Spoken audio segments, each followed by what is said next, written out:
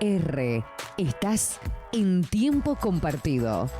Alfredo Martínez y su equipo hacen de la mañana de NBR tu mejor compañía. Seguí en NBR, la radio. FM 90.5, donde el mensaje se potencia. Saludo a Germán de Negri, es gerente de Copesna Limitada. Buenos días, Germán, ¿cómo estás?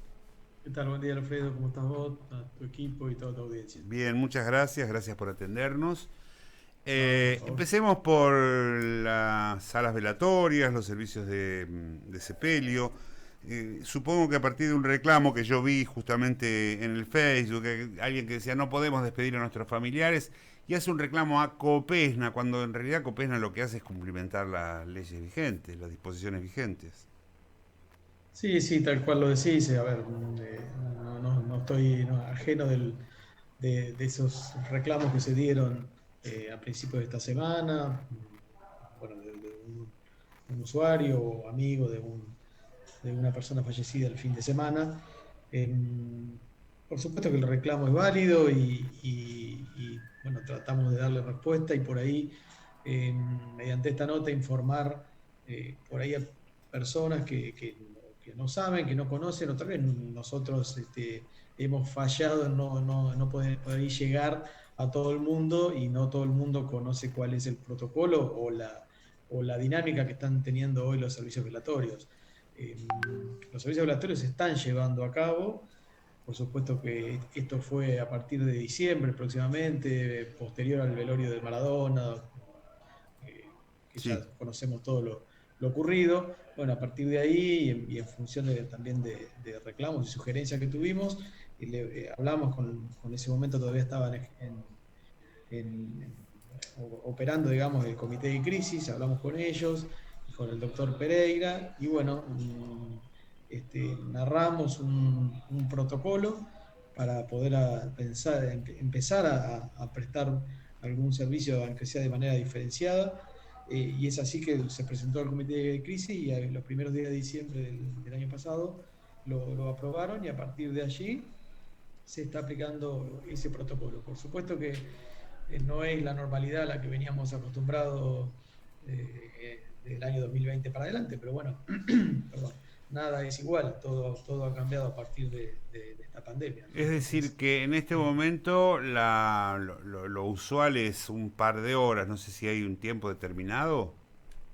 Claro, el protocolo que está aprobado es, bueno, exclusivamente para aquellos fallecidos que no hayan sido por una causa relacionada al COVID. Sí, primer tema Que fundamental.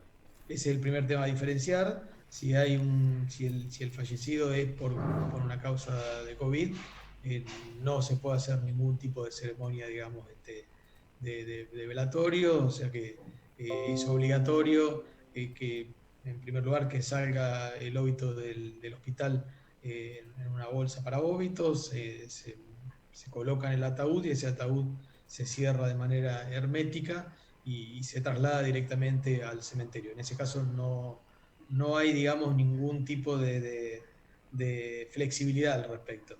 En lo que hace a fallecidos que hayan sido por otras causas, eh, si es que ocurrió en el hospital, se mantiene, digamos, que cada uno de los difuntos son sacados dentro de una bolsa para óbitos y se introduce en el ataúd y se cierra también el ataúd. A diferencia de que si fuese por COVID, ahí se da la opción al familiar, si es que lo desea, de hacer un pequeño velatorio de 2 horas aproximadamente de duración, entre el horario de 8 y 20 horas, y solamente pueden acceder hasta un máximo de 10 personas a la vez en lo que son las salas. Uh-huh.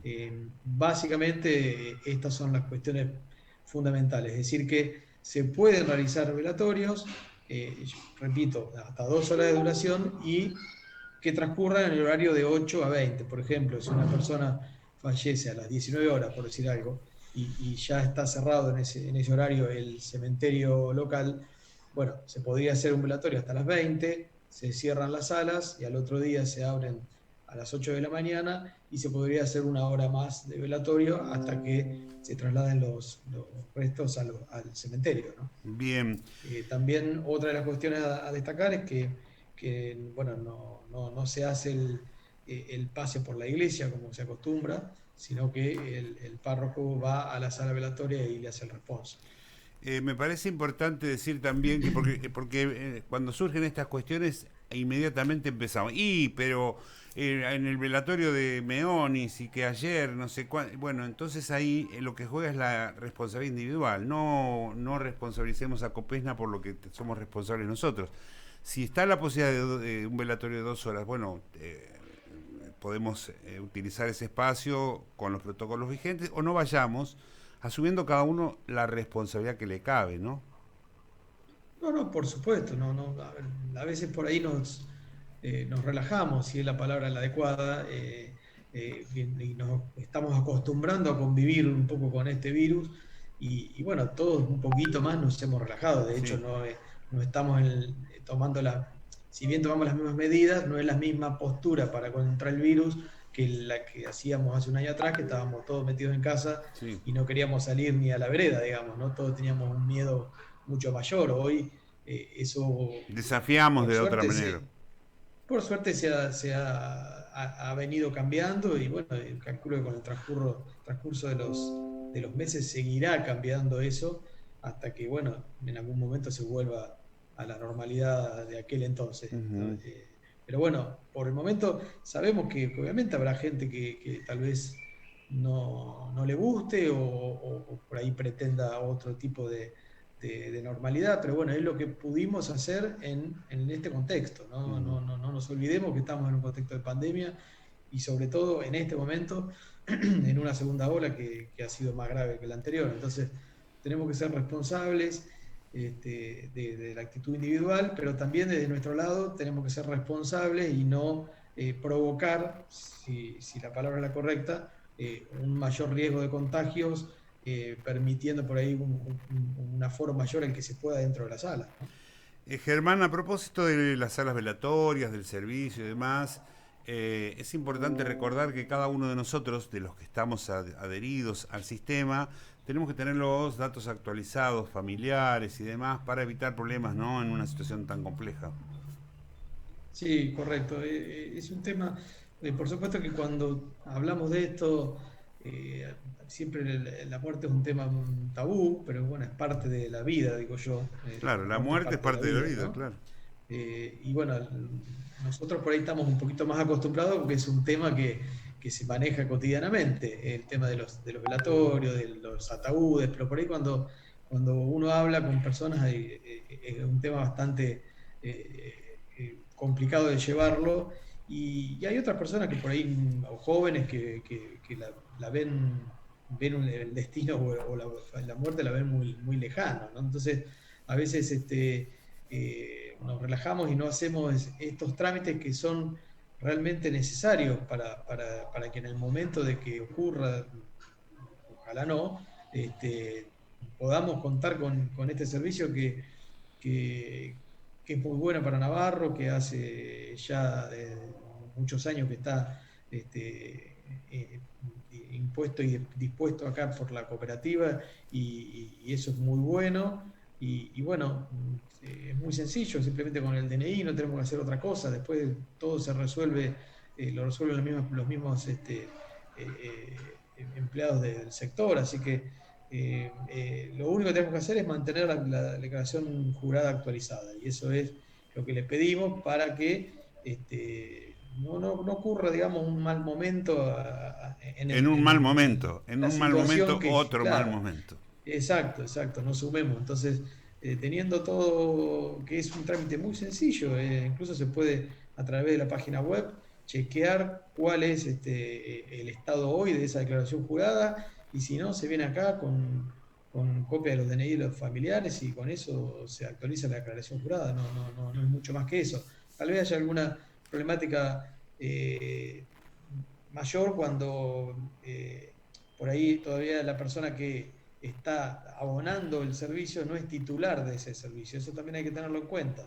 A veces uno se confía porque en la factura le viene el servicio de sepelio, pero por X motivo está en el inquilino anterior, o en un familiar que anterior era el titular y se mudó o lo que fuere, y uno se queda confiado porque viene pagando el servicio, pero en realidad no está cumpliendo con el reglamento del servicio, que es que el servicio tiene que estar a nombre del titular y su núcleo familiar tiene que estar declarado en la declaración jurada correspondiente. Bien, hay que subrayarlo permanentemente. En otro orden, me parece que esto está agotado, en otro orden, ya rigen desde el 1 de mayo hasta donde habíamos hablado el incremento de tarifas.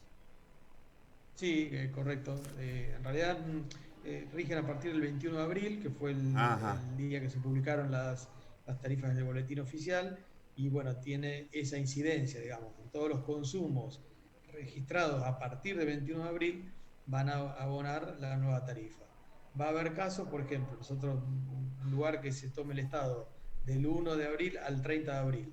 Bueno, ese periodo va a tener 9 días con el cuadro tarifario nuevo y 21 días con el cuadro tarifario viejo. Lo que se hace ahí es un prorrateo, básicamente. Eso puede ocurrir en las facturas que se emitan el mes que viene, en junio. Va a haber lugares donde van a tener días de un cuadro y días con otro cuadro. Probablemente en julio, ya ahí la totalidad de los días de los kilowatts facturados en el periodo van a ser de acuerdo al cuadro tarifario nuevo, que bueno, en la mayoría de las categorías tarifarias, por no decir en todas, a excepción de las industrias con una potencia instalada mayor a 300 kilovatios, es del orden del 9% aproximadamente en el total de la factura eléctrica, hablemos, no de los otros servicios. Sí. El 9% de la factura eléctrica en todos los segmentos, dijiste, excepto casos excepcionales de consumo. A excepción de esas industrias mayores a 300 kilovatios, que en Navarro son 6, que tienen un incremento bastante superior. En realidad, bueno, en esos casos es más complejo, se factura potencia y energía. Y bueno, en la resultante, porque la potencia se incrementó en el orden de 7-8%, y la energía variable, en esos casos en particulares, se incrementó casi el 90%. Entonces, en la resultante de la factura de estos usuarios, que son facturas ajustadas, por supuesto, te los puedo nombrar, son, por ejemplo, Yatasto, Lago Marcino, papelera de Yaregui, Thieri, la aceitera de Thieri, y Frigorífico Navarro, y creo que nada más. Son esas 6. Y el molino de harinero también de Yaregui. Esos 6 son los que están por arriba de los 300 kilovatios de potencia. En esos casos, el incremento total ronda el 60%, bastante superior a lo que se dio en otras tarifas. Muy bien, Germán, te agradecemos mucho este tiempo y quedamos siempre a disposición. Bueno, gracias a ustedes y bueno, les mando un abrazo. Igualmente, muchas gracias. Germán de Negri, gerente de Copesna Limitada, 942 en la Argentina. Estamos en Instagram, Facebook y Twitter. Búscanos como NBR La Radio. O bien comunicate por WhatsApp al 2227 53 98 56.